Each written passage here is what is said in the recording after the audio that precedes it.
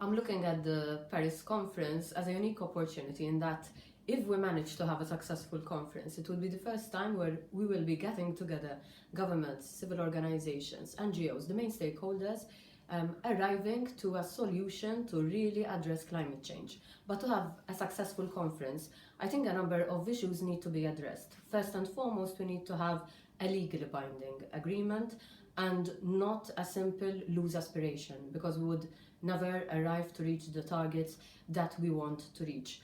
A second point that is extremely important is to have commitments from both the developed countries and also the developing countries, even if they are at different degrees.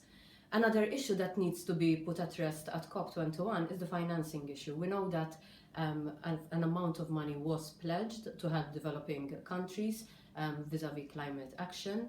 This money has not been forthcoming so far, and I think COP21 needs to address this issue once and for all. We need to help those countries who find it difficult to adapt, and in this case, it is a global issue, so one country needs to help the other to arrive to the actions and to the targets that we want to achieve in the first place. It is an extremely important conference, in my opinion. One, because time is of the essence. I believe that time is running out because the greenhouse gas emissions that we emit out in the air will stay there for years and years to come.